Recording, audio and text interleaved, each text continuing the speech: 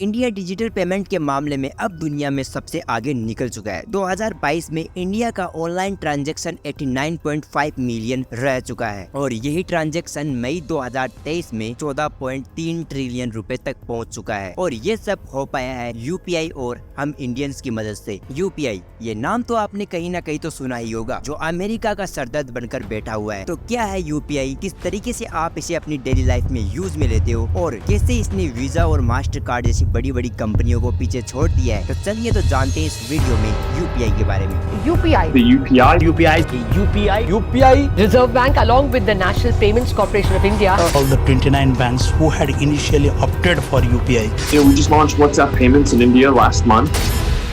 UPI एक ऐसा system है जिसकी मदद से आप अपने फोन से इस एप्पल तक का भी पेमेंट आसानी से कुछ सेकंडों में कर सकते हो। पर यूपीआई से पहले लोग आरटीजीएस, निफ्टी, आईएमपीएस से पेमेंट करते थे। अब ये आरटीजीएस, निफ्टी और आईएमएफ क्या है, चलिए इनके बारे में जानते हैं। जो इंडिया में मार्च 26, 2004 में आया था। इसे शुरुआत में आरबीआई ने दो बैंकों के बीच मनी ट्रांसफर के लिए बनाया था, लेकिन फिर बाद में इसे लोगों के लिए भी बना दिया गया। आरटीजीएस में कोई भी व्यक्ति 2 लाख से ज्यादा तक का ट्रांसफर इमीडिएटली कर सकता है, लेकिन इस सिस्टम की मिनिमम रेंज और ज्यादा चार्ज के कारण लोगों ने आरबीआई से कहा कि इस सिस्टम को चेंज करो, हमारे बस की बात नहीं है। जिसके बाद आरबीआई ने दूसरा सिस्टम लॉन्च किया और वो था एनईएफटी। एनईएफटी में भी आरटीजीएस की तरह पेमेंट ट्रांसफर 30 मिनट में होता था, पर इसकी लिमिट आरबीआई ने 1 रुपया कर दी, यानी 1 रुपए से ज्यादा तक का पेमेंट इसमें किया जा सकता था। पर पेमेंट चार्ज ज्यादा होने के कारण आरबीआई इस सिस्टम से लोगों को कनेक्ट नहीं कर पा रहा था। आरबीआई वो है जिसमें HDFC, SBI, BOB, ICIC bank, ये सारे बैंक आते हैं जो कि आरबीआई के सब ग्रुप्स है। आरबीआई के पास इन सारे बैंकों का रिकॉर्ड होता है कि कौन सा बैंक कितना पैसा ट्रांसफर कर रहा है, किस बैंक को कितने पैसों की जरूरत है और जिनको जरूरत है उनको आरबीआई पैसा देता है। अब आरबीआई पब्लिक के लिए ऑनलाइन पेमेंट सिस्टम को आसान बनाना जा रहा था। आरबीआई चाहता था कि ज्यादा से ज्यादा लोग ऑनलाइन ट्रांजेक्शन करें, जिसके चलते आरबीआई ने 2008 में एनसीपीआई की शुरुआत की। एनसीपीआई से आप अपने फोन से पेमेंट कर सकते हो और 2010 में एनसीपीआई ने आईएमपीएस की ही शुरुआत की। एनसीपीआई में 13 additional public sector bank, 15 private bank, 1 foreigner bank, 10 multiple state corporation bank और 7 रीजनल सर्वर बैंक शामिल थे। आईएमपीएस, इसमें भी एनसीपीआई की तरह फोन से ही मनी का ट्रांसफर कुछ सेकंडों में होता है, पर इसके अंदर अकाउंट बनाने के लिए सबसे पहले तो आपका बैंक अकाउंट होना चाहिए और आईएमपीएस में अकाउंट बनाने के लिए बैंक अकाउंट में रजिस्टर फोन नंबर, पासवर्ड और यूजर आईडी को लगाना पड़ता है। इसके बाद में आपका अकाउंट बनता है। इसमें मिनिमम आप 1 रुपए से 2 लाख रुपए तक का पेमेंट बिना किसी चार्ज के कर सकते हो और ये प्रोसेस 24 आवर एंड 7 डेज के लिए लागू है। बट मेन चीज है टाइम, क्योंकि जब आप सामने वाले को पेमेंट करते हो तो सामने वाले की डिटेल आपको भरनी पड़ती है और उस डिटेल को भरने में कम से कम भी 15-20 मिनट का टाइम लगता है। तो 2016 में एनसीपीआई ने आईएमपीएस को अपडेट करके यूपीआई को निकाला। यूपीआई को रघुराम राजन और दिलीप आसबे का ब्रेन चेन माना जाता है। अब 2016 में यूपीआई आया और 2020 में तो इसने पूरे वर्ल्ड में अपना डंका बजा दिया। यूपीआई की इस ग्रोथ रेट को देखते हुए इंडिया वर्ल्ड के लार्जेस्ट कंट्री बन चुकी है ऑनलाइन ट्रांजैक्शन के मामले में। 2020 में इंडिया ने यूपीआई की मदद से एनुअली 25.50 बिलियन का ट्रांजैक्शन कर लिया था। इससे पहले चाइना और यूएसए थे। अब यूपीआई आखिर इंडियन मार्केट में इतना ज्यादा ग्रोथ कैसे कर रहा था, तो पहले इसके बारे में जानते हैं। 2016 में यूपीआई आया और जस्ट इसके 1 साल बाद में 2017 में जियो इंटर करता है। जियो के आने से और किसी कंपनी को फायदा हो या फिर ना हो, बट इससे सबसे ज्यादा फायदा हुआ है तो यूपीआई को, क्योंकि जियो के आने से ही लोग इंटरनेट के बारे में जाने लगे हैं। और जो ये फोन पे, गूगल पे और पेटीएम आप लोग चलाते हो, ये सब एक थर्ड पार्टी ऐप है और ऐसे थर्ड पार्टी ऐपों को आरबीआई परमिशन दे चुका है। अगर आपके पास फोन पे है और आपके दोस्त के पास गूगल पे है तो आप अपने दोस्त को पेमेंट बिना किसी प्रॉब्लम के कर सकते हो, बट इसमें आपको उसकी यूपीआई आईडी डालनी होगी। 2016 में यूपीआई के साथ टोटल 21 बैंक लिंक थे और फरवरी 2022 में ये संख्या बढ़कर 304 हो गई। 2021 में यूपीआई ने टोटल 41 ट्रिलियन रुपए की मनी ट्रांसफर किया था, यानी कि डेबिट कार्ड और क्रेडिट कार्ड से लगभग 2.5 गुना ज्यादा था। जनवरी 2023 में यूपीआई का 20% योगदान था इंडियन जीडीपी में और वही डिजिटल ट्रांजैक्शन में 52% का था। अब यूपीआई अपने स्तर पर इतना फूल